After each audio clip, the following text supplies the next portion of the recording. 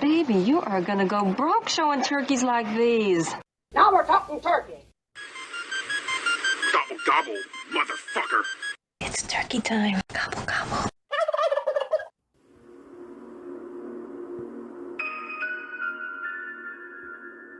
The luck of the Irish is being packed and shipped to a little town in South Dakota whose luck may have just run out.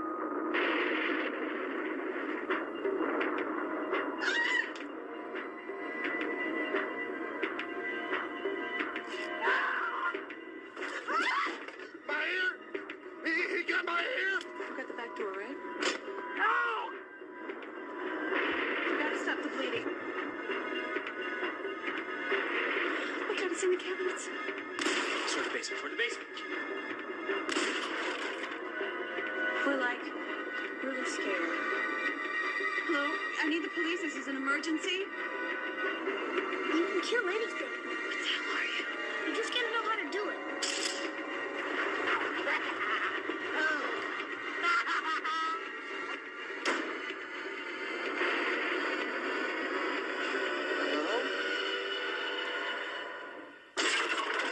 Leprechaun.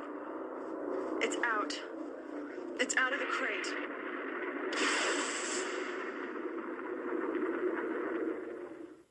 Welcome, everybody, to another episode of Let's Talk Turkeys. This is part 2, wrapping up our discussion on our St. Patrick's Day movie for this year, Leprechaun. So when we were last here, Tori and Nathan were in the diner. Tori was being a complete bitch about her food and drink options, and Nathan was being as good a gentleman as he could be. They're waiting on Alex and Ozzy to show up. Then we also had at the same time that deputy who pulled the leprechaun over and was mildly assaulted by the leprechaun and took off running. And the leprechaun made chase. So that is exactly where we are. We're going to hop right back into the episode. Please enjoy. We cut to the deputy now running through the woods to get away from the leprechaun, but the leprechaun's hot on his trail. They play some weird hide and seek bullshit. And then after a moment of thinking he's safe, the leprechaun falls down onto him from above in a tree, sits on his shoulders, and snaps his neck. So I'm going with your logic that even having one gold coin was magic enough to give him super strength so he could snap this man's neck. Well, I mean, guess. it's that, or it could be like we're going off of leg strength here. And this is the 90s, and all throughout the like late 80s and early 90s, Suzanne Summers was selling that like thigh thing. The Thigh Remember that? Master. Yeah, the Thigh Master. So it's like you work enough with that shit, and like you could probably snap anybody's neck with your thighs. Could be a Bond villain. And we don't know what was in that crate, so that could have been a Thigh Master in there. He's been doing Thigh Master for a decade. So back at the diner, Nathan proceeds to tell Tori, no offense, but you're a little too skinny, and he tries to give her some meatloaf. She gets disgusted and tells Nathan she doesn't eat cut up dead cow. So she climbs up on her high horse, tells him she doesn't eat meat because she doesn't like to kill living things. She adds a little flair to this statement by saying she feels very strongly about that. Very strongly. Got to add that pepper on there. I really wanted him before, because I know he goes off on his little spiel, but before he does that, I was really hoping he was going to do the bitch. You're killing me right now and I'm living. He reaches under the table, grabs one of her tennis shoes, takes it off, holds it up and says, "This is a dead cow." I love it because she's got nothing. It's actually perfect because there's quite a few people I know that are vegetarians that will do that. And I'm like, that's a damn good point. Like, how many of you people are wearing shoes that are made of leather? Shut the fuck up. Mm-hmm. Well, when somebody says they're a vegetarian or a vegan, I do ask them why, because I'm always curious. Is it a moral thing, or can you just not tolerate meat products? Because there are people with certain conditions who can't eat meat. Yeah, because if it's moral, then it's like I want to start doing the shoe thing. And the belts and whatever purses. Exactly. Ozzy and Alex just then show up. They come over. Nathan and Tori are like, where were you? Like they've been gone so long. And Ozzy's like, oh, we were over at that place. And Alex kicks him under the table, like, shut up. Then we get an abrupt cut from that right over to the leprechaun climbing in through a window at Tori's dad's house. A couple of very weird abrupt cuts in this movie. I wonder if like maybe the scene went on longer and they were like, nope, we gotta cut it there. I can see that because it does feel like there was quite a few like editing choices that were not smart. He starts to tear the place up looking for his gold, and we know that's what he's doing because he's talking about it out loud for our benefit. He comes across a stale box of off-brand Lucky Charms, and it's called Lucky Clovers. And the leprechaun on the box is so weird looking. He's got real pointy features, and he's super tan and has blonde hair. I was just like, surfer leprechaun? What is this? It's clearly supposed to be Lucky Charms. I didn't catch that it was knockoff because it happened so quickly that I was like, oh, Lucky Charms. They're making a Lucky Charms joke. Okay. I didn't catch the knockoff part. Oh, no, it's not Lucky Charms. I was like, maybe they didn't have permission to use it.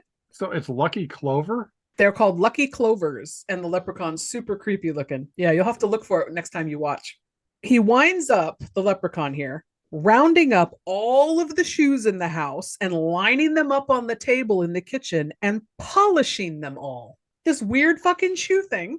So then they get back to the house now, and Nathan answers Tori's question as she's standing there looking at the shoes. Tori goes, what the hell is going on here? And she's even holding a shoe.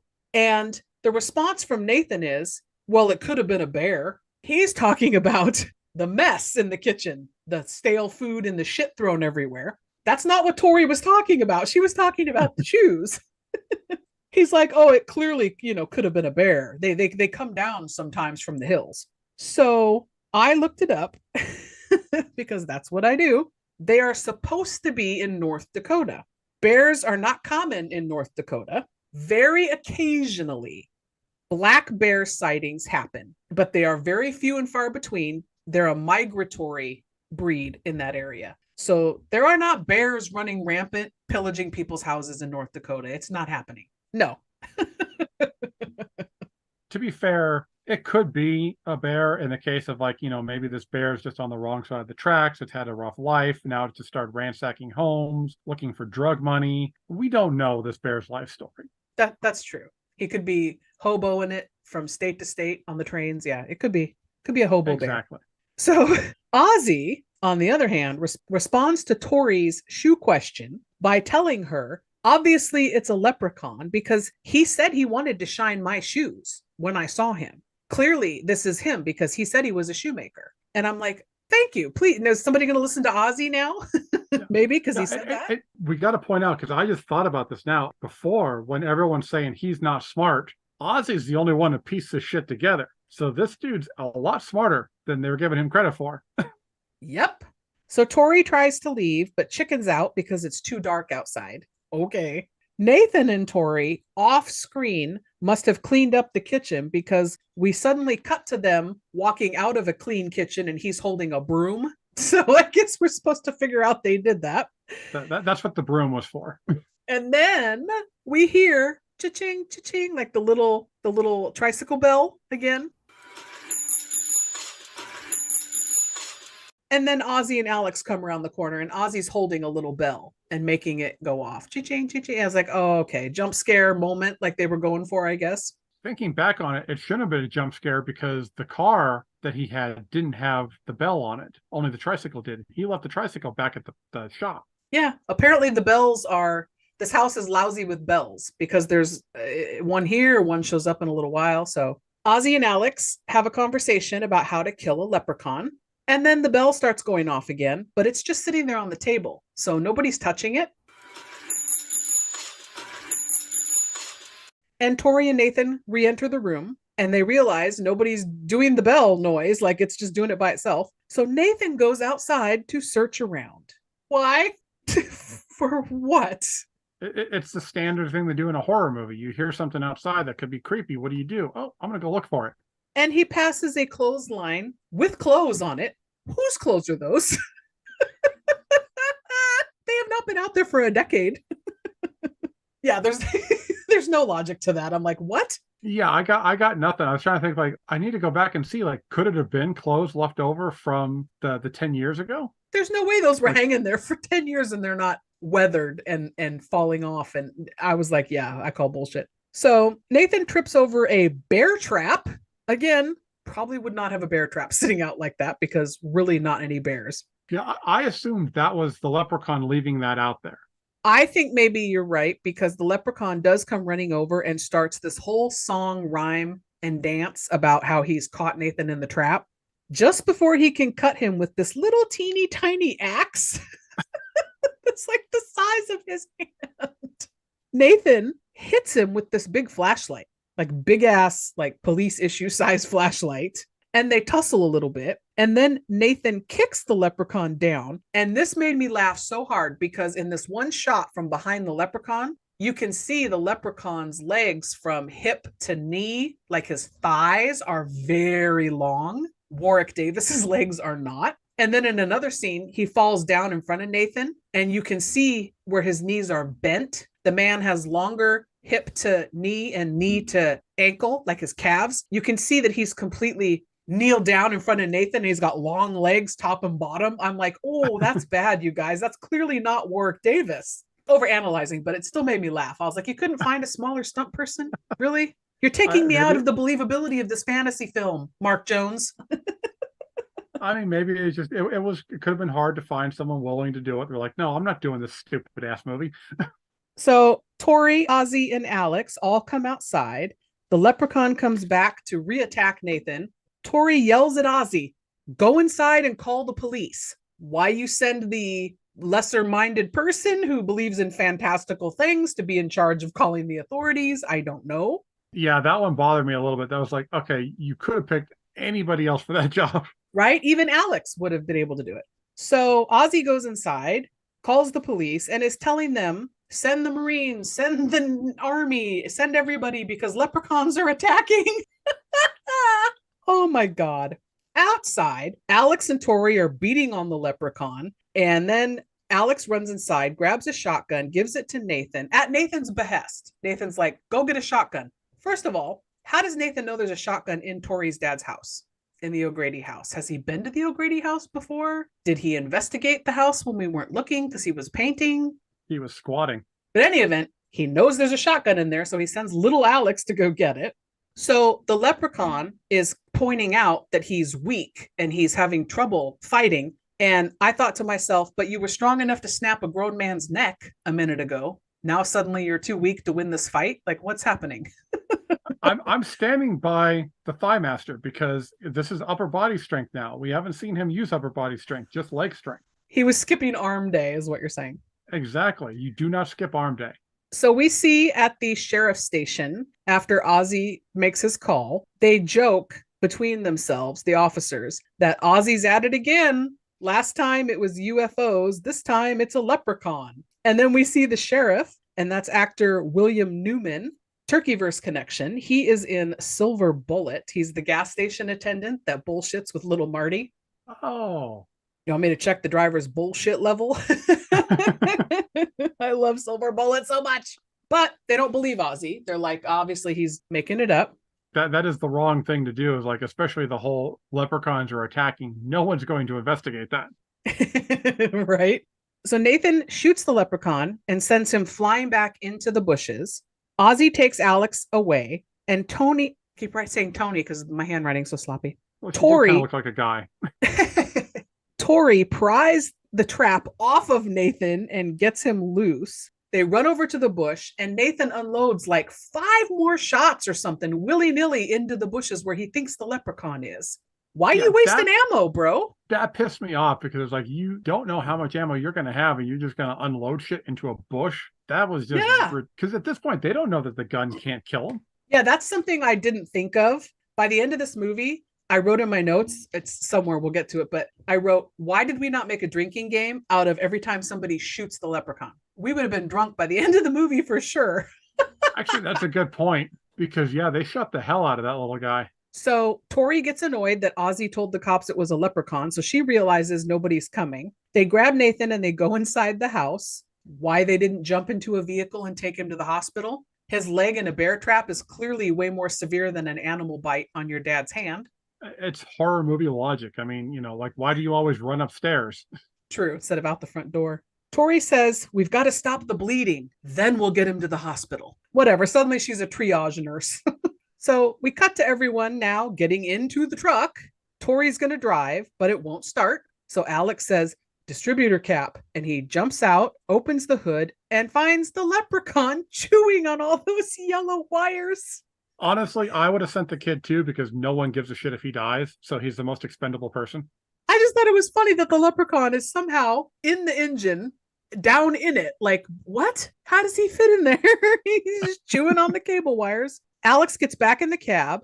They lock the doors. The leprechaun climbs on the hood, busts through the windshield, and takes a bite out of Ozzy's ear.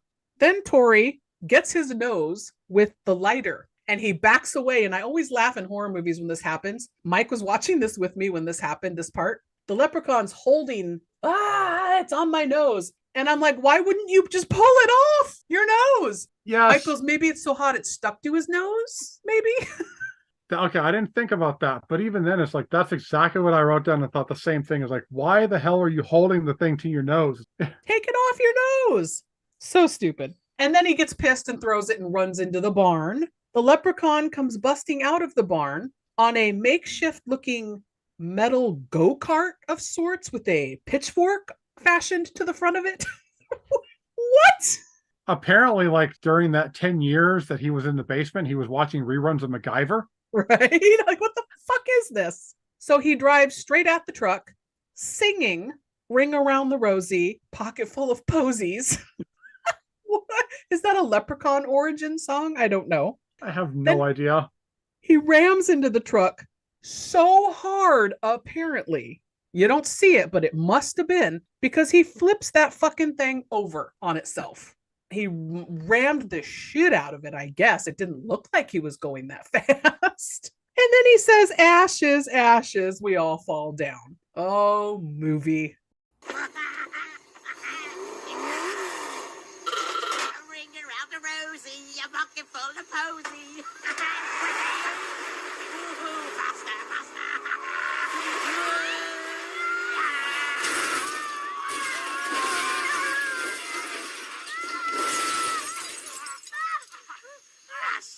Ashes, we all fall down. I believe it was at this point, because I do not have, like, my notes are in order, but I do not know exactly where I write this stuff down. I believe this is the exact moment that I wrote down. I feel like this movie only gained cult status because of weed. It's very possible. So they all make a break for the house. Nathan is running just fine on his injured leg, if you pay attention. Just as the door shuts, the leprechaun manages to get his arm in, and shutting the door manages somehow to lop off his entire hand at the wrist. What? This always bothers me in horror movies when shit like this happens. There's scenes and like all kind where things that should not be able to kill people or amputate a body part does it, and I'm like, okay, I've been in these situations. It doesn't work like that. Right? I know somebody, I've seen them get their arm at the wrist slammed in a car door and it didn't pop off. There's no way this old rickety wooden door lops his hand off. No.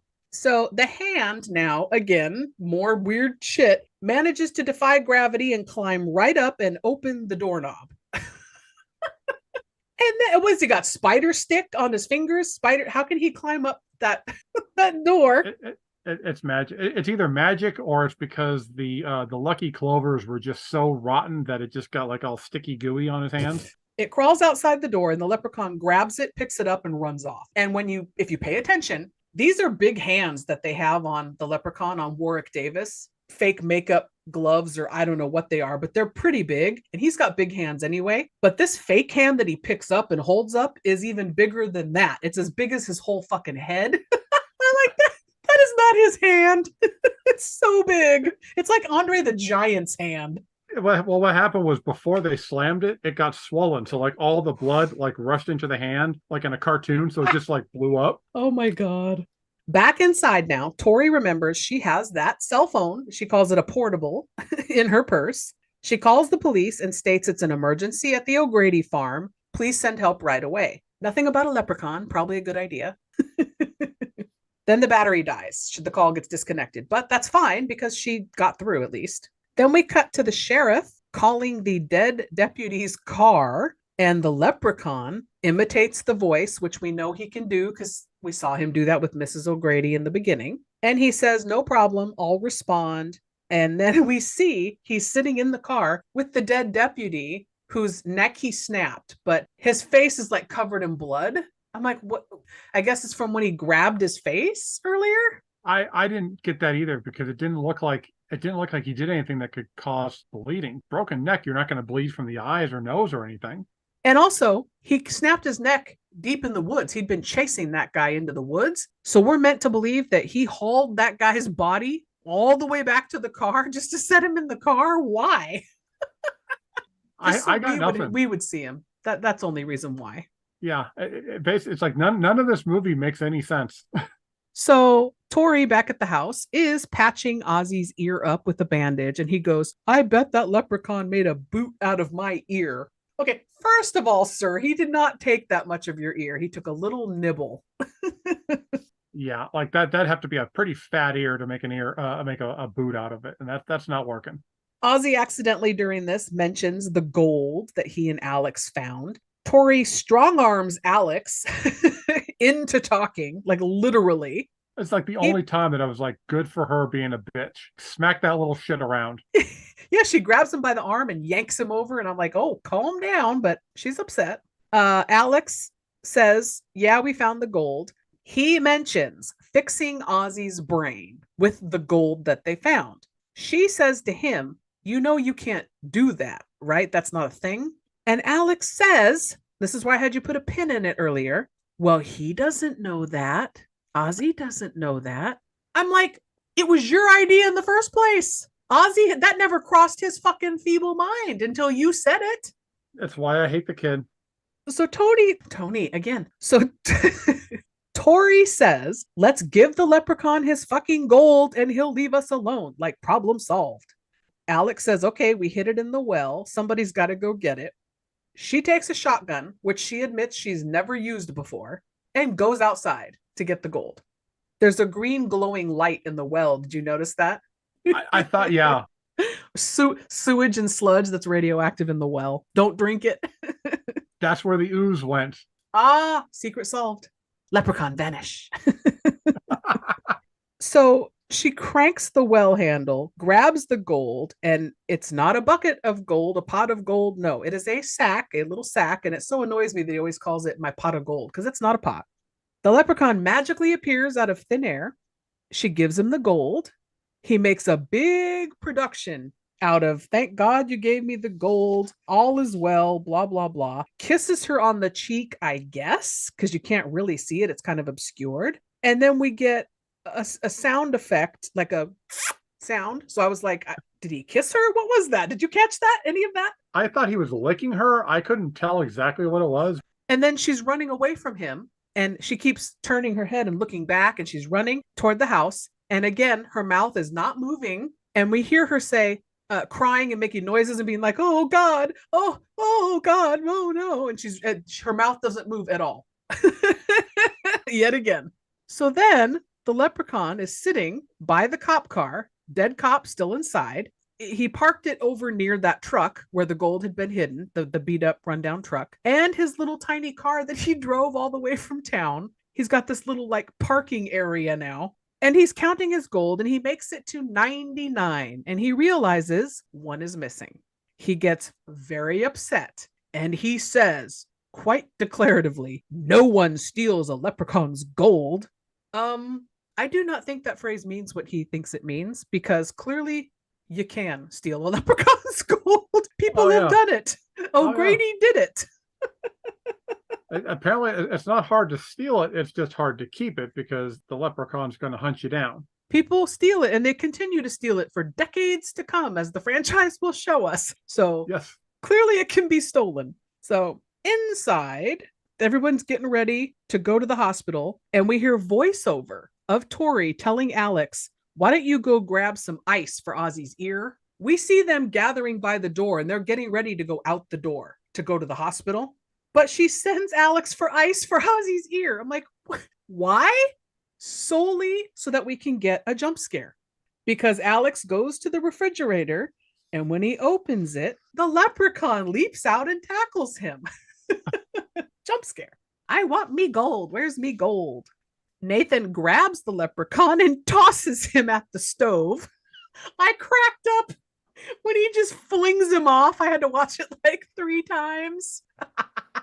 And the leprechaun manages to knock the teapot off the hot burner. They were heating up water for tea, and his hand gets stuck to the burner, and he does the old Three Stooges bit where he has to take a spatula and pry his hand off the hot burner.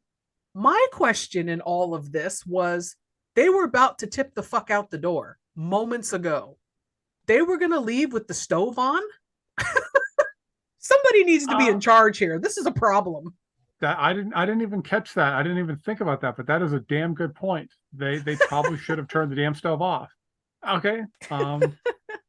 Okay. Wow. I can speak from experience that your hand does not get stuck to the stove when you touch the hot burner. I know for a fact that does not happen. Okay, that's a story for another time, but I want to hear it. Also, the second you touch something hot, I've touched hot pans on the stove, and you immediately, the second you feel something start to even burn, you pull your hand back like it's an instinct. He just leaves his hand on there to sizzle. Okay, there is not like an immediate response all the time. Sometimes there's like maybe 2 or 3 seconds before you pull it back. Again, that's a story for another time. He has to leave it there so he can give us the amazingly hilarious line of, "We're cooking now, kids." Okay, it can't all be golden, but he tried. Oh, that's a bad pun. Gold. Tori says, "Oh God, he's in the cabinets," because he disappears suddenly. So Nathan grabs a gun and they play hide and seek with the leprechaun in the cabinets. When they open the last one, a drawer opens up right at Nathan's crotch, and the leprechaun's hand comes out and squeezes Nathan's dick. I mean, he was searching for gold, but he found jewels. All right, so Nathan yelps when his junk gets grabbed, obviously, but he shoots at the drawer with this shotgun. He doesn't really back up, and it's fucking right in front of his dick, and he shoots. Well, but then the leprechaun appears behind them, so the leprechaun wasn't even in there anyway. No, I mean, he probably wasn't worried about it because he knows how big he is, so he's probably like, well, I'm not going to blow anything off. It's not like it's that big. So the leprechaun is over behind Ozzy and Alex. Clearly, he's got like almost full leprechaun strength magic back because he's bebopping around the room. Yeah, which is kind of funny how it doesn't seem like much has changed from when he didn't have magic. Yeah. Fast and loose with their own rules. That's what I'm telling you. So he vanishes now, and then we get leprechaun vision, his POV, as he's sprinting through the house yelling, "You never can catch a leprechaun." Again, clearly you can, because that is the conceit of this entire motion picture. You got caught in the beginning. What? I kind of feel like there should have been a point where after him saying all this stuff, Nathan, or like maybe this is why they didn't have the dad, because the dad could have like picked him up and put him on his knee and say, "Okay, listen, champ, obviously we stole your gold and we have caught you. So your logic is flawed." Very flawed. So the leprechaun comes down the chimney, makes a bad Santa Claus joke. Nathan shoots at him at point blank range again in the head. And we see a shot with green slime running out on his forehead. But then he pops up for a jump scare and runs off. In the hall now, Tori and Nathan are there. Though we see the leprechaun roll back and forth on a skateboard in different poses like 4 times. It's so stupid. And it's like, Nathan's got to be out of ammo by now. Yeah, like that was one of those things that this is definitely movie logic, because you shot your whole wad at this point. You were done, man. You've lost bullets.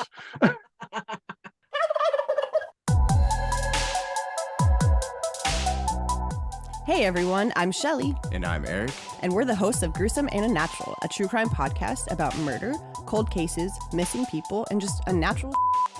Join us every Monday where Shelly tells me gruesome stories that absolutely with me. Yeah, subscribe and listen on Apple, Spotify, or wherever you get your podcasts.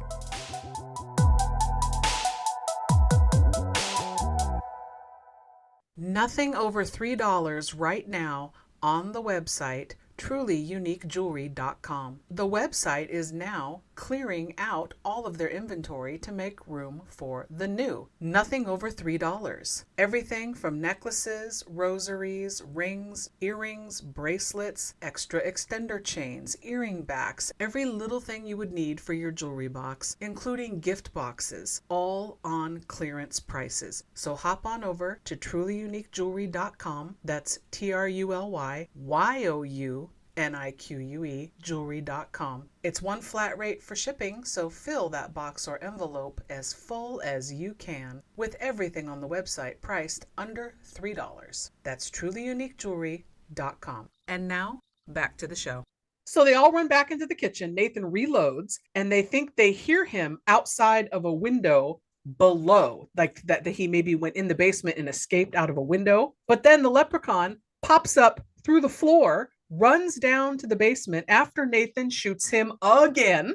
The leprechaun calls on the phone, the house phone, and Tori answers it, and he demands his missing gold.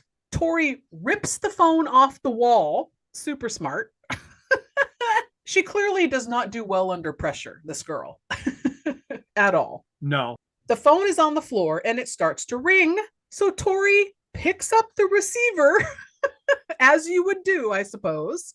And this little gross, like toy prosthetic little fake hand pops up out of the receiver and reaches at her face. And all I could think of was Nightmare on Elm Street. I'm your boyfriend now, Tori. Oh, I didn't even think about that. It's so stupid. Tori yells out, "We've got to give him his gold." Ozzy interrupts and says, "I know what the leprechaun wants. He's after his last piece, and it's in my stomach." Wah wah. Tori says, "All right, we got to figure out how to stop him. Why don't you just tell the leprechaun, look, bro, give him 19 hours and he will shit your coin out." Well, it's coming out. We're hoping he can shit it out. I mean, just because he was able to swallow it doesn't mean he can get it out. That's a big coin to pass. Yeah, you think he'd be in pain if it got like lodged in his intestines or some shit? Yeah. Why isn't he at the hospital getting it removed or getting his stomach pumped or something? Like what? Why didn't they handle that? That coin was big enough. It was a miracle he didn't choke to death swallowing it. But the fact that it's inside of him, he probably needs to get it surgically removed. Yeah, it's not safe. No, this is a serious medical issue. It's like this movie needed to be stopped and everyone needed to be like, hey, let's get Ozzy to the hospital first and then we can come back and do this. So Tori says, we've got to figure out how to stop this leprechaun. Ozzy says, O'Grady would know. This is all happening because of him. He would know. Nathan mentions here, well, he had a stroke about 10 years ago and he's been in a facility in town ever since. I was like, mind blown. Okay. That is why they mentioned the voiceover of the stroke early on. And again, the man's alive. He still owns this property or did until they sold it, I would think. Why did they sell it? Why did he have no relatives that could come pick up personal effects? And what? It's sat abandoned for a decade? What? Why didn't he hire someone to burn the fucking leprechaun? Right? Because he's clearly of his right mind. He just had a stroke, but he talks to Tori later. So they hatch a plan now to escape the leprechaun by taking a box of shoes outside. And on their way to the Jeep, they will start tossing shoes to distract the leprechaun. He starts running around, picking up all the shoes and shining them as Tori alone hops in the Jeep and takes off.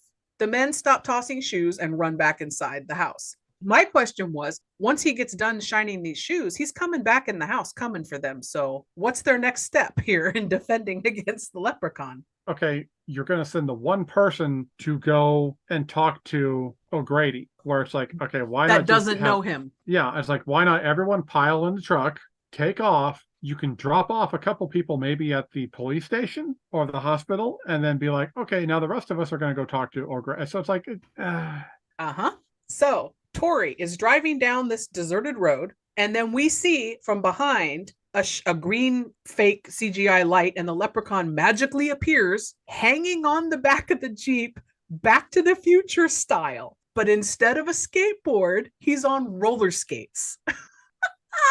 Okay, first of all, what? But second, why wouldn't you just make yourself appear in the fucking back seat of the Jeep? What? I'm assuming because he's insane. He doesn't think about what he's doing. No, not a good plan at all, in my opinion. No. So the shot that immediately follows this, as soon as we see him appear holding on the back, we cut to, and I sent you a screenshot of this, and I will share it on social media for everybody to see because I'm not crazy. I even did a video of it. It's 4 seconds long. A shot from the side, driver's side looking in, of Tori driving this Jeep with no steering wheel. It's a shot of her with her hand up and then the other hand on the gear shift or whatever, and there's no steering wheel. The only thing I could think was they felt somehow they needed a close-up shot of her driving the Jeep. I don't know why, because who cares? We knew it was her in the Jeep, right? Only thing I can think is they wanted to do the close-up shot and they were like, don't worry about it. We'll fix it in post. We'll put the steering wheel in, and then they forgot. I have no idea. I didn't even catch that. I've seen this movie so many times over the years, and I've never once caught that. Because it's literally 4 seconds. But why? Why would they bother having to show her? Like, we saw the far shot of her, what's supposed to be her in the Jeep. We knew it was her. You got to go back and look now, though. It's so fucking funny. No steering wheel. I'll have to check it out. I don't think they ever expected a day where people would be able to sit back and be like, pause this stuff to the point where they can pick it out and be like, oh, you guys screwed up. Well, they were clearly, she wasn't driving anything. They were clearly towing, pulling the car and filming. But I thought, why include that shot then? Who cares? Okay. So Tori makes a sharp turn, and the leprechaun gets flung off the back of the Jeep and rolls right through a nearby picket fence, leaving a leprechaun-shaped hole in the fence, and then climbs back through the hole and skates off on his little skates at sped-up double-time footage yet again. You've got magic. Why? I have no idea. None of this. At this point, I believe the movie just basically made me dumber. And I was just sitting there like, what the hell is going on here? So Tori arrives at the facility where Mr. O'Grady has been staying. Did you catch the name on the building when she pulled up? I thought I saw something and I meant to go back and look at it again and catch it because it looked like it was a gag of some kind, wasn't it? So the name of this place is CHILLVIEW, all one word, Center. Chillview Center. Because your view is so chill. I don't know. What? Chillview? He's had a stroke and now he's just chilling. What? That's so stupid. Oh my God, that's bad. You lost IQ points, didn't you? Yeah. So it's pitch dark outside at this point, and the building looks closed. It's dark inside. But no, she gets in and sees the security guard asleep at the front desk. She sees a clipboard that says right on it in big bold letters, room numbers. What luck. It's just sitting there. So we see her grab this real quiet, runs her finger down the list. O'Grady, okay, got it. No room numbers listed next to anybody's names. It's just a list of names. So we know O'Grady's there. We just don't know where. Now she can explore. Yep. She goes exploring because she goes down several hallways and looks in lots of doors and doesn't find him. She then lands on what she assumes is O'Grady's room. She sees the back, as we're like, the camera's right next to Tori's head. So we are seeing the same thing she's seeing. She sees the back of a person with an obviously terrible wig on their head, probably the same wig that O'Grady had on in the beginning, and they're sitting in a wheelchair with their back to her. No legs. This person sitting in this chair, there are no legs in view coming down out of the wheelchair. O'Grady is a man who's almost 6 feet tall. I didn't even catch that. Yeah, she's looking right Okay. at him, and you can see the bottom of the wheelchair. There's nobody's legs hanging off of it. But she doesn't notice that and gets duped. Is your mind blown now? Now I'm a little bit like, okay, that's actually pretty clever. I did not catch that. Yeah. So she starts spouting off, O'Grady, the leprechaun's alive, and we need to know how to kill him. So the leprechaun, mimicking a lowered voice, says, well, there's only one way to kill a leprechaun. And he turns around and, shocker to nobody, it's the leprechaun. And he says, but I'll never tell you. Well, of course not. I'm not going to tell you the one way to kill me. I kind of feel like this was a good segment to be in the movie. It kind of makes sense. It's like, okay, this is kind of like a cool little like scary scene and such. But I kind of also feel like the whole hospital scene could have been cut, or they could have cut something else out. Because by this point in the movie, I was getting to the point like, all right, let's end it already. So she screams and runs out of the room. The leprechaun makes chase while in the wheelchair, and they speed up the footage so that he's going double time. Oh my God. Is it just because Warwick Davis couldn't do things really fast when he was all cumbersome big outfit on and the shoes and everything? He couldn't move fast in this outfit, maybe? I'm assuming that's what it is. But even then, it's like, why couldn't you just like, especially with the wheelchair, couldn't you just attach like a string to the wheelchair and pull it really quick? Yeah, something. Instead, they do this comical speeding up of the footage every time he's doing something that's supposed to be fast. And I'm like, maybe they did it because for comedy? I don't know. It didn't blend well, because sometimes the comedy did not blend well with the horror. I was like, am I watching basically like Three Stooges, or am I watching a horror movie? What the hell's happening here? So she makes it away from him to an elevator, and the doors close. And then Mr. O'Grady's upper half of his body shoots out of the hatch above, and he's hanging there all bloody. And she's going, we got to get you down. And he's like, oh, it's too late for me, but nobody believed me about the leprechaun, and you have to kill him, and there's only one way to do it. And she's like, great, tell me. He says, you have to pluck another 4-leaf clover from the patch behind the well at my house, put it on the leprechaun's body, then you can kill him. I went, oh, that's fun, actually. If you touch him with the clover, it weakens him to the point where you could shoot him and it would be fatal because it like sucks his powers or whatever. That's not a terrible like thing to add to the myth. I don't know if it's real, but like I said, that's not terrible. I kind of like that. Yeah. I like that too. It's like, okay, touch him with the clover and it weakens him or whatever, and you can kill him, like shoot him or what have you. That's fun. Okay, great. There could be lots of ways we can kill him now, but Nathan's favorite is the gun. So yeah. Why not? The only issue I do have with it is it does kind of feel like the clover thing is throwing a little too much like, oh, well, Clover's Irish. That's what I'm saying. They're fast and loose, but they're like, oh, what sounds good? Let's throw that in. So then we cut to Tori racing back to the farm in her Jeep. We get a quick shot of the leprechaun in the wheelchair on the open road, making chase at double time. Like so many things in this movie, I went, why? You're magic. Why? For the love of God, why? She gets home, hops out, starts rummaging through this obviously fake staged little clover patch. You can see where the brown dirt, a lot of it has been spray painted green.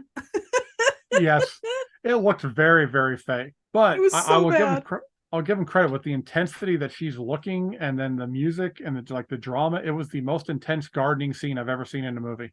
Extreme gardening. You'd watch it. Well, it depends. I like, how extreme do they get? So the leprechaun interrupts her search. She runs off screaming. He chases her on foot, which seems futile, honestly, because they don't speed up his running. So she's way ahead of him. She sees the cop car, gets in it, then sees the dead deputy sitting there. No. Really? It almost felt like we should have had the dead deputy scene not happen. That way, this would have been a shocker moment of like, oh shit, the deputy's dead. Right? And yeah, we get the scene earlier too, where he not only does he kill him, but then he drags him back to the car and props him up in there. So we know he's in there. So I'm like, what? Yeah. What? Or yeah, even cut out like a part of it. Like, okay, you could have still killed the deputy, but then don't show that scene later. So she's thinking, oh, this is another cop. Boom, it's the deputy. Yeah. So the leprechaun shows up Tori puts a nightstick in his eye. And again, he backs up holding the nightstick. And I'm like, take it out of your eye, dipshit. And his eye, when he does pull it off, is black and bruised around his eye. But we can see his eyeball. His eye is intact. But instead, he decides magic can't heal his eye. So he reaches in and pulls out one of the cop's eyeballs and just shoves it on his face like he's putting the eye, in his head. Like, it makes no sense. I think what happened, the way I interpret it, was it's a reshoot for gore. Yeah, I think it was a reshoot. I think it was supposed to be, the eye was supposed to be gone, but they just didn't do it right or something. And he was replacing the eye, but it didn't pan out right. Because, yeah, I was confused by that. Like, okay, you've already got an eye. Why are you taking the new eye?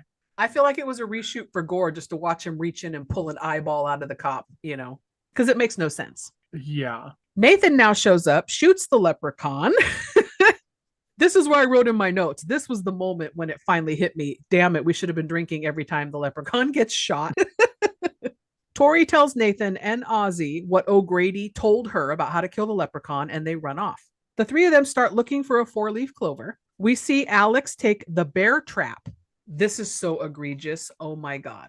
He takes the bear trap and he's dragging it into the barn, and there's voiceover of him saying, "Please don't be here yet. Please don't be here yet." His mouth is not moving. And then we hear voiceover of, "I know I can get him. I'm not afraid. I'm going to kill him." Still no mouth moving. Then we see the leprechaun's feet sitting up above. He's watching Alex set all this up. Outside, Tori gives up looking for the clover. She's such a defeatist. Ozzy tries to comfort her and gives her a little pep talk. God bless his little heart. She acts like a complete cunt until she finds a 4-leaf clover. Oh my God, I found one. Now everything's fine. Now she's not going to be a bitch. Apparently, the only way to find a 4-leaf clover is to be a complete cunt. Back in the barn, the leprechaun grabs Alex, and just as he's about to put his little head onto the spring bear trap and snap it, Ozzy comes running in and tells the leprechaun, "I have your coin. I swallowed it. Leave him alone." Ozzy runs out of the barn, and the leprechaun chases him, of course. He kicks Nathan's injured leg on the way out of the barn. Did you see that? Yeah. And he even says something like, "I got your leg." And he kicks him in the leg. I was like, you little mischievous fuck. Outside, the leprechaun climbs on Ozzy after falling down, begins slashing his face with one of his shoe buckles. Alex runs out, grabs the gum out of his mouth, puts it inside the 4-leaf clover and wads it up, and puts it in his slingshot, Chekhov's slingshot. He shoots it directly into the leprechaun's open mouth and says, "Fuck you, Lucky Charms."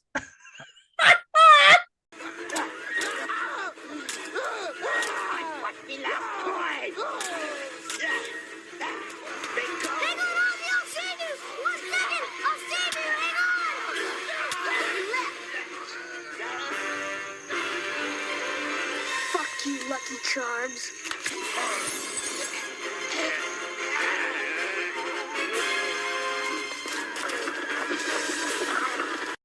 I don't know why he could say it, but they couldn't show it. Lucky Charms. But I didn't get that. I love the line. The line "Fuck you, Lucky Charms" was awesome. That was just great. I had a problem. The two things I had a problem with was, one is okay, wouldn't rolling the clover up in the gum ruin the whole thing? That was my thought. And then how come the leprechaun stood there with his mouth open for 4 or 5 seconds, waiting for the gum to come in? He's like, come on, do it. I know you can do it.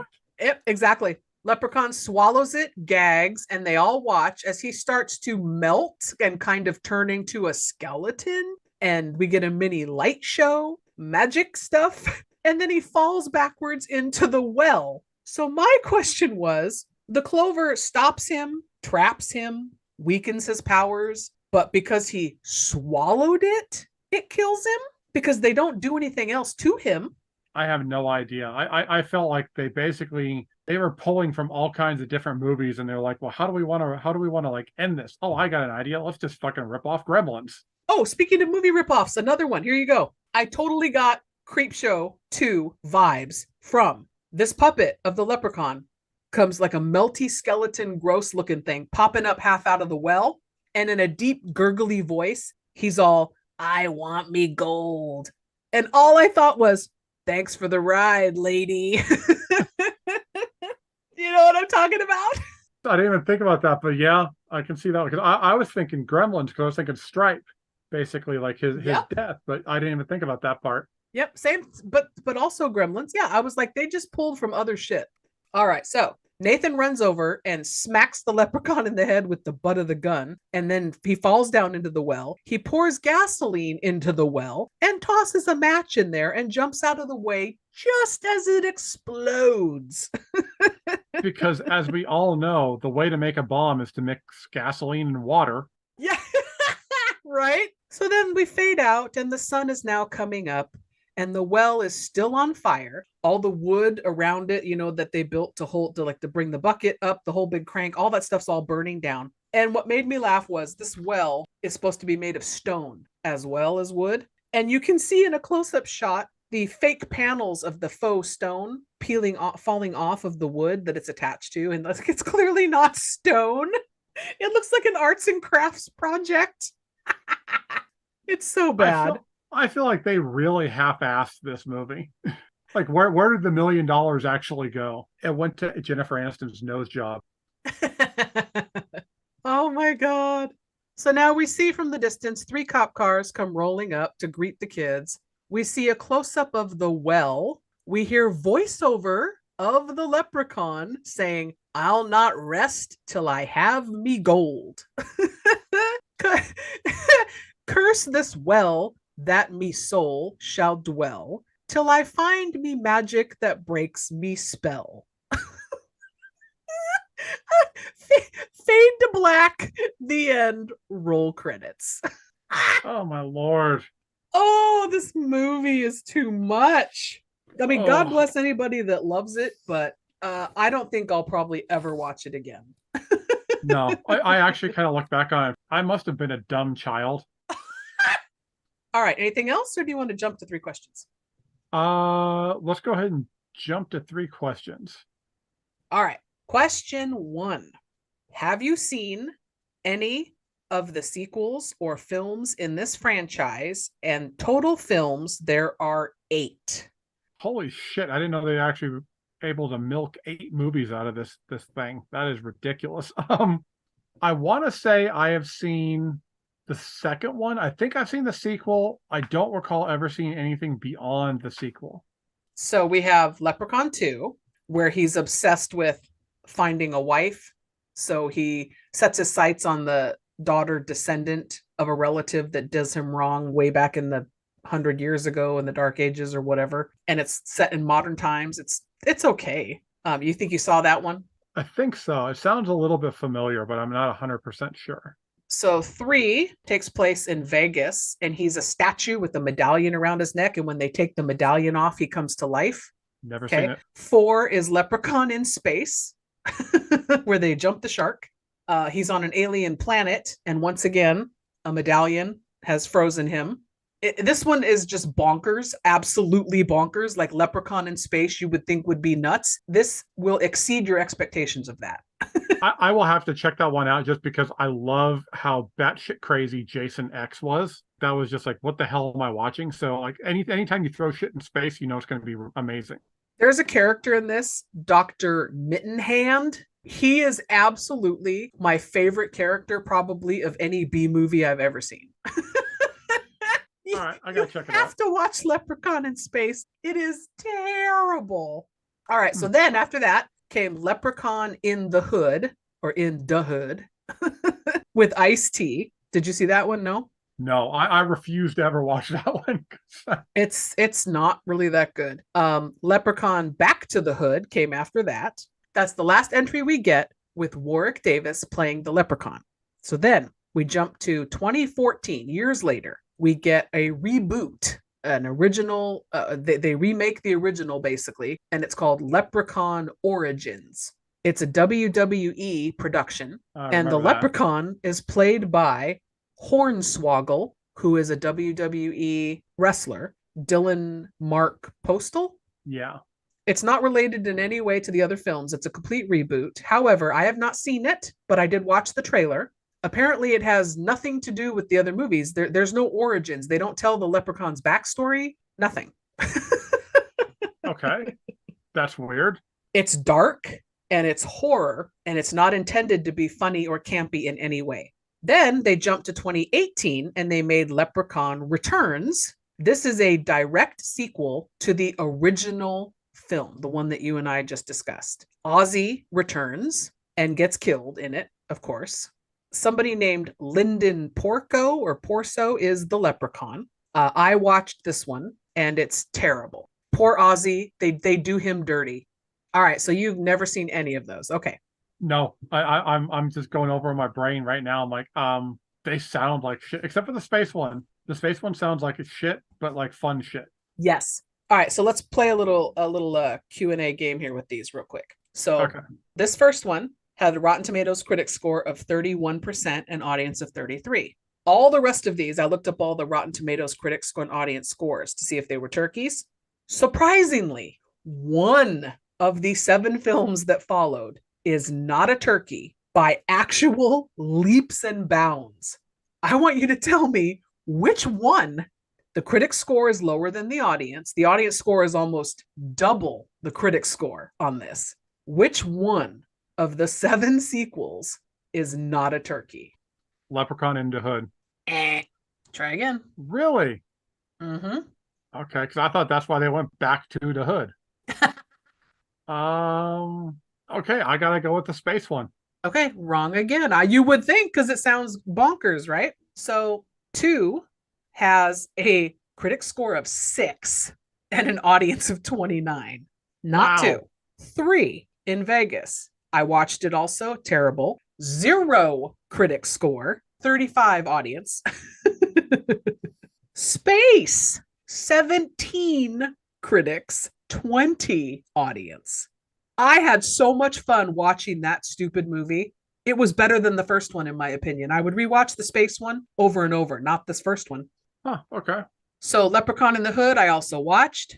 I was not surprised to find that it had 33% critics, 31 audience, very similar to the first one. It's not the best, it's okay. And that's where I stopped. I did not watch Back to the Hood. 20% critic, 30% audience. Doesn't make me want to watch it. Like I said, I watched the trailer for Origins, but I skipped it. Origins, 0% critics, 12% audience. People were not having the reboot. Okay. So the movie that was not a turkey was the 2018 direct sequel called Leprechaun Returns with Ozzy. 45% critics, 72 audience. Wow. And it wasn't a good movie. I hate to say. And they did Ozzy dirty. Like, it's bullshit how they kill him. I hate to be the person that the logical person on that one, but how many movies have we liked that other people didn't like? So, touche. There you have it. All the Leprechaun movies. I have not watched them all. There's a couple I'm skipping, and that's fine by me. yeah, But- I gotta be honest. None of them, except for the space one, calls to me. I want to check that one out now. Oh, please watch it because Dr. Mittenhand. All I did was talk like him the rest of the night and annoy the shit out of Mike, making jokes and stuff. Hashtag worth it. All right, question 2.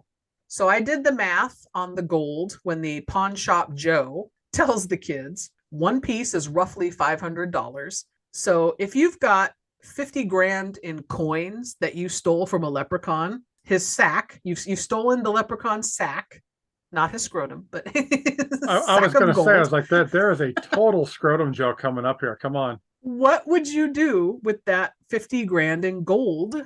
Assuming that's what it would be worth. What do you do with that?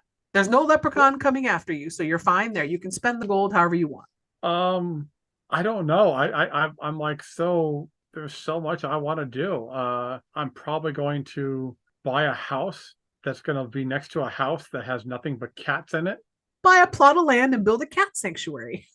I'm going to have a cat sanctuary. I will call it the Pussy Palace. Oh my God. I would expect no less from you, sir.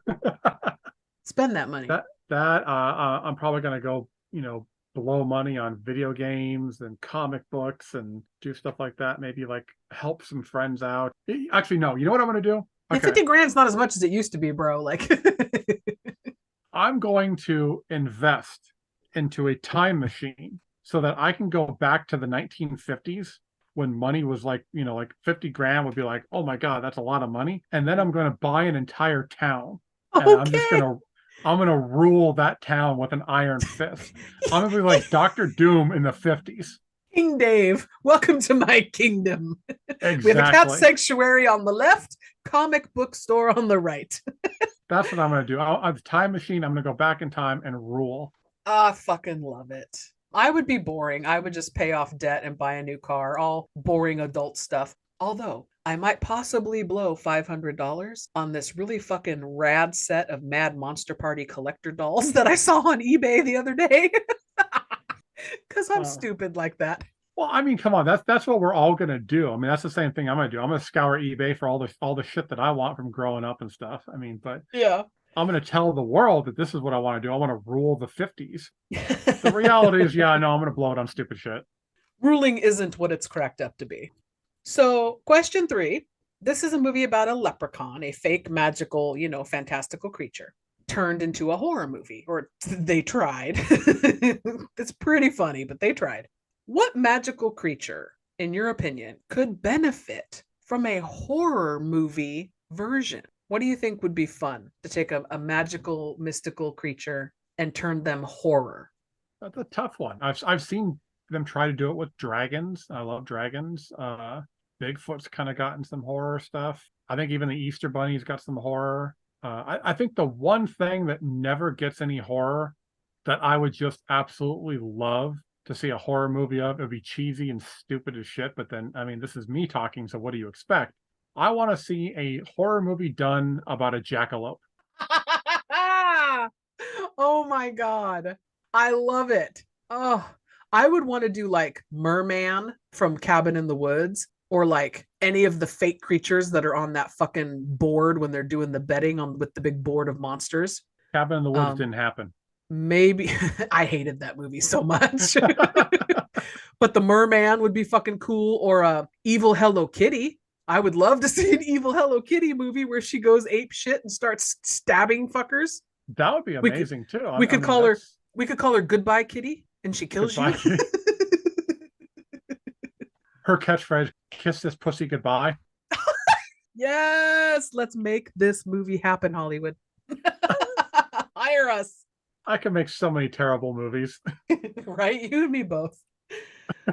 All right, let's wrap this up. So if anybody out there is interested in watching Leprechauns 1, 2, 3, or 4 in space, they're all currently free with your Amazon Prime subscription on Amazon. The rest are all available on Amazon, but they're pay, rent, or buy. But the first 4 are free if you've got Amazon Prime. Like I said, 1 is okay. It's not the best.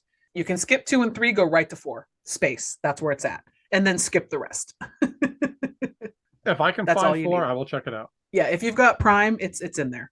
All right, so I want to thank you for joining me today. Hopefully for, St. Patrick's Day, we'll get this out and everybody will have a good laugh. You and I laughed a lot, so hopefully this wasn't too painful for you. No, it wasn't that bad. I mean, I'll probably go back and listen to it when you put it out on St. Patrick's Day, and I'll get me a big bowl of our sponsor, Lucky Clovers. They're magically meh. They're stale as fuck. All right, we want to thank you all for listening, and don't forget that we've got episodes new coming this month on our Patreon as well. That's patreon.com/Let's Talk Turkeys. And on that note, we will see you all next time. Goodbye. Fuck you, Lucky Charms. Hey listeners, Drive-In Dave here saying we know you have a lot of options when it comes to podcasts, so we want to thank you so much for listening to ours. Please be sure to follow us on all your social media platforms. Join us in the Bad Movie Conversation. We're on Facebook with a Let's Talk Turkeys page, as well as a discussion group where you can chat with other people who also love bad movies. We're also on Instagram at Let's Talk Turkeys, all one word. Plus, we're on Twitter with the handle @GobblePodcast. That's GOBBLEPODCAST. And of course, you can always email us direct at Let's Talk Turkeys, all one word, at yahoo.com. You're still here? It's over. Go home. Go.